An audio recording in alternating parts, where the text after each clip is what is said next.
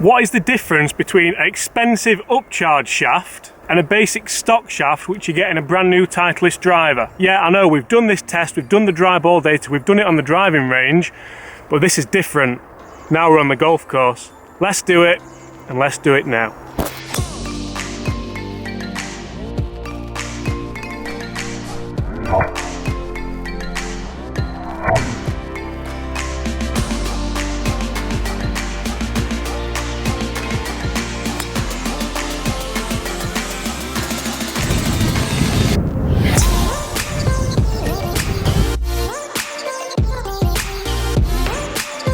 Hi everyone, James Robinson here. If you're new to my channel and this is your first time watching any of my content, my goal is to bring you golf related content every day that helps you up your game, lower your handicap and basically improve your overall enjoyment of golf whilst having a bit of a laugh on the way. So if you are new here, make sure you hit that subscribe button, put the thumbs up, and I always want people to comment on my videos. In this video I want to raise another comment which we've had before. What is the most expensive upcharge you've ever bought? Now let's get back to the video.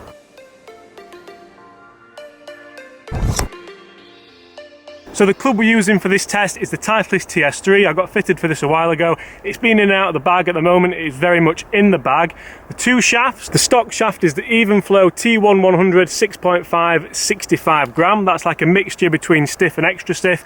And the upcharge shaft, the 300-pound shaft, is the Graphite Design DI7S.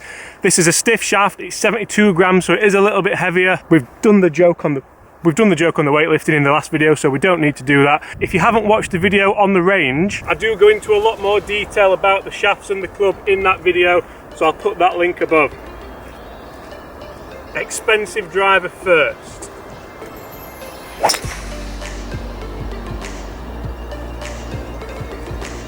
We can't get it any more out the middle. That was absolutely mashed. Big high fade. Let's see how the stock equivalent goes. And we are using the same golf ball for this test, the Bridgestone Tour BR XS. It's a ball I'm using at the minute and I'm really enjoying it. See if we can hit the same shot.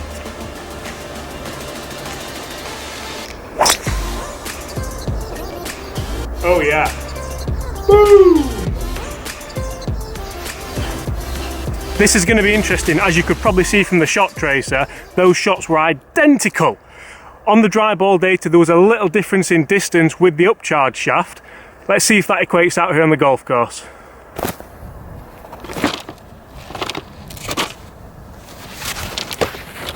Now when I did this video on the driving range with the flight scope and the dry ball data, I got loads and loads of comments saying that's not a stock shaft, that's an expensive shaft, the Even Flow isn't a stock shaft. And to be honest, I got a bit tired of answering people. The Even Flow T1 100 65 gram 6.5 flex is a standard shaft in the Titleist products. Hence why this video is called expensive upcharge shaft versus stock shaft, because it is a stock shaft.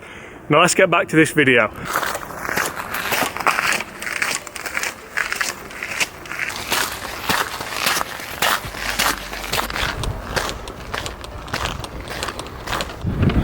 Here we go, we've got one in the fairway here and we have one a little bit further in the rough. Now I should have probably told you this back on the tee, but I did mark them up, one with a standard S and one with a pound sign for money. Let's see which one this is. The fairway finder is the standard shaft, which means 1, 2, 3, 4, 5, 6, 7, 8, 9, 10, 12 yards further forward on a straight line, albeit off the fairway to the right, is sitting up nicely for us there, the upcharge.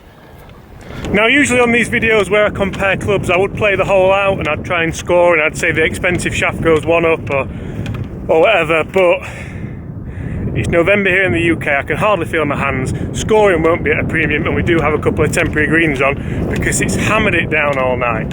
So all I'm going to say there is, leaving it open to the group discussion, would you rather have the 12 yards or would you rather be sat in the middle of a fairway? Both shots felt pretty good.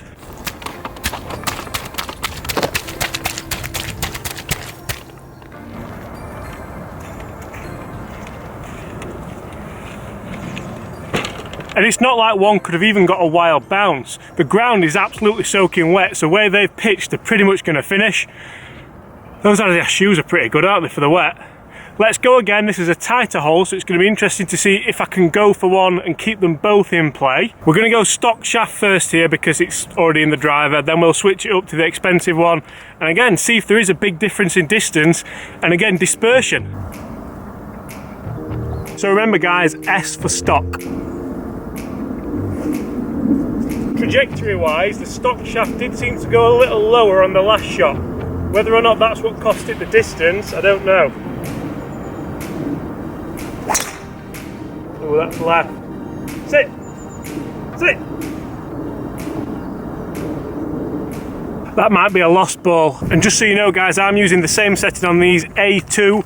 That's what I have been using while I've been gaming the TS2. And it's been working alright.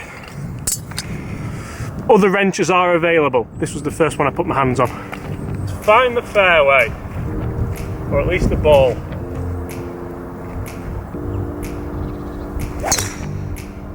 That's the same way. Terrible swing. In a slightly perverse way, I'm sort of looking forward to putting a couple of bad swings on them to see how the clubs perform on mishits, if that makes sense, because we don't always hit the shots like we want to, do we? Very rarely. So what's everybody's thoughts on the aesthetics of the shaft? If I put close-ups of them now, obviously we have the glaring orange of the Graphite design. Players in the past that have used this, Tiger, Jordan Spieth notably. It does look cool, doesn't it? And I know a lot of people, especially aspiring juniors, love the idea of having a luminous coloured shaft in the driver to stand out a little bit on the tee. Personally, hand me black or white all day long, because I just think, why would you want to stand out on a first tee? Unless you're really, really confident, which I've never been that guy. I've always been the guy who just kind of curls up, pulls it off the first tee and then build into your round after that. The even flow has the lovely white finish on it, and it's got like almost a wavy finish on there. And if you run your thumb over it, it does feel quite cool as well. So I've just realised I'm talking you through the aesthetics of driver shafts. Yeah, let's just go and find where they are.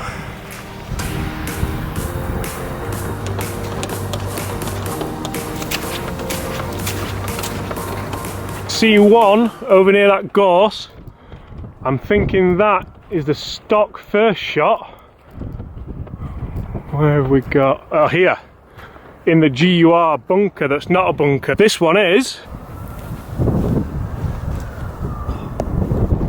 This one is the expensive shaft. Now that's going to make it pretty hard to tell, and this is why I like on-course videos. Because in fairness, yes, there are bunkers on the golf course, so if it doesn't carry by that 1 yard, which the stock driver has done, that can't carry that bunker by much, it costs you a lot, not only being in the hazard, and I know I joked about it before losing the stock ball, but actually that is sat like an absolute dream when the flag is just up there. So much so, I'm going to have a go actually. Now this could probably go horribly wrong, but let's practice that Chris Ryan golf swing. Can't believe how well that's sat. This doesn't happen for you in a medal. Oh, that is a dream. Be good. Go in. I feel guilty not playing around now, but it's still cold even though the sun's come out. So I guess there we have to say that the stock driver takes it because it's not gone in the bunker and it's 20 yards past the expensive shaft that did go in the bunker. But I know what you're saying, if that bunker wasn't there, if I hit them on a different line, the expensive shaft may have overtaken it, may have been straighter. I got lucky with that stock shaft that it didn't go in the gauze and that I didn't lose the golf ball. But you know what guys, that's golf. Don't tell me it's gone long. Could it be?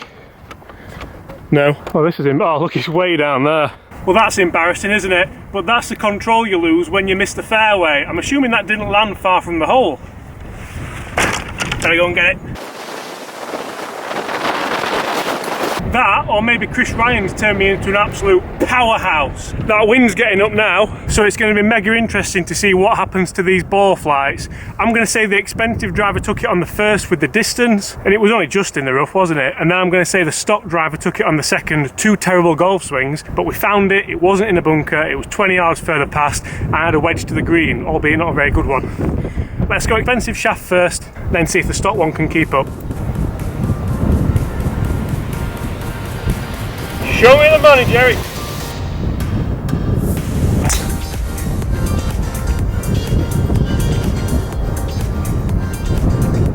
Spoiler alert, that strike felt phenomenal. Had a bit of cut on it though, so that wind's going to have killed it.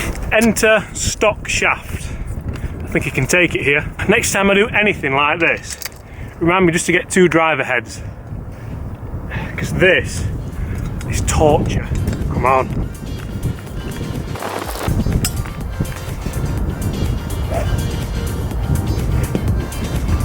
You've got this.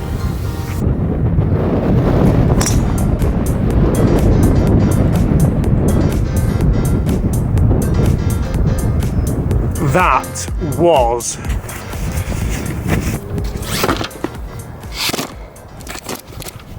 absolutely smoked. Well, both of them were, apart from the tiny bit of cut on the expensive shaft, the upcharge.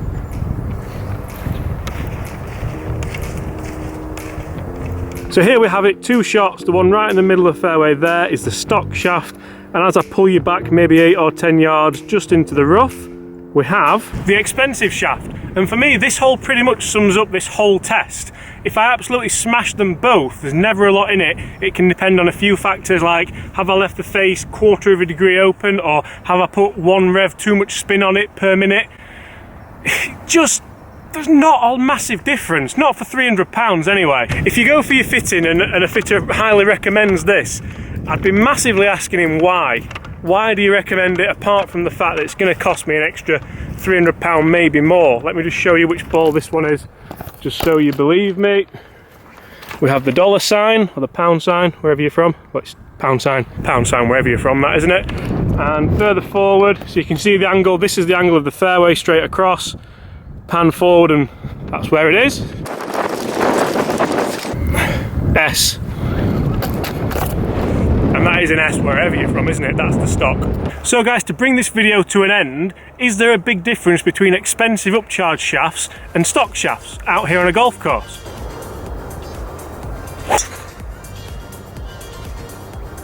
In all honesty, I'd have to say there's hardly any difference at all. It all comes down to me, it comes down to the pilot. Yes, it's vitally important.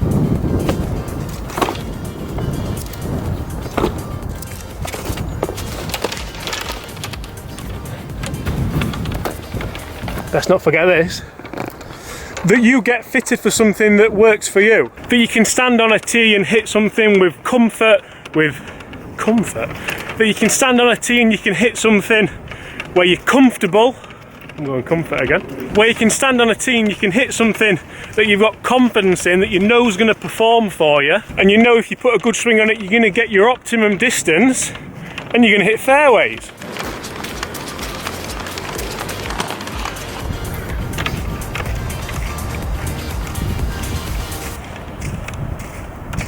But I'll have this discussion with people until I'm blue in the face, and I will argue my point.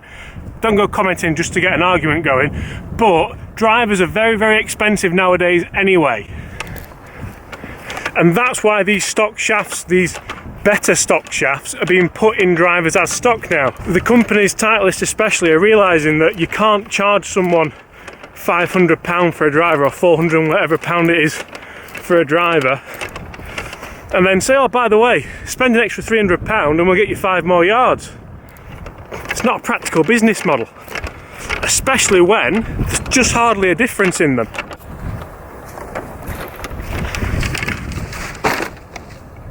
And on that point, this is the upcharge shaft. Do you want to know where the stock shaft is? 37, 38, 39, 40, 41. 41.5 yards past the £300 upcharge shaft.